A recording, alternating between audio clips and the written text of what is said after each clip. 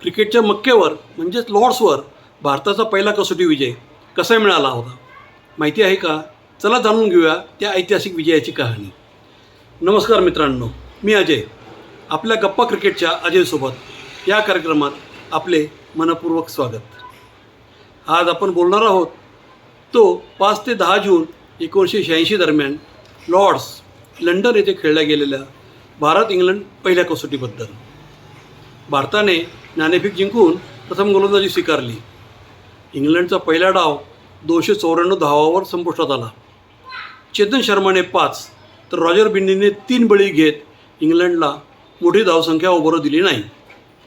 भारताच्या पहिल्या डावात दिलीप वेंगसरकर यांनी शानदार नाबाद 126 धावा तर मोहिंदर अमरनाथ यांनी 69 धावा केल्या होत्या.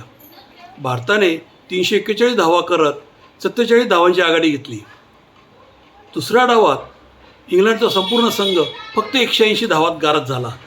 त्यावेळीस कपिल देव यांनी 4 तर मनिंदर सिंग यांनी 3 बळी घेतले. भारतासमोर विजयासाठी फक्त 134 धावांचे लक्ष्य होते. भारताने हे लक्ष्य 5 गडी राखून पार केले व विजयावर शिक्कामोर्तब केले. या सामन्यातील अप्रतिम अष्टपैलू कामगिरीसाठी कपिल देव यांना सामनावीर हा पुरस्कार मिळाला. तर दिलीप वेंगसरकर यांचे शतक आजही लॉर्ड्सच्या ऑनर ऑफ बोर्डवर सुवर्णाक्षराने कोरलेले आहे. हा भारताचा लॉर्ड्सवरील पहिला कसोटी विजय होता. तुमच्यामध्ये या सामन्यात सर्वात मोठा हिरो कोण, कपिल देव की दिलीप वेंगसरकर? तुमचे मत कमेंटमध्ये नक्की सांगा.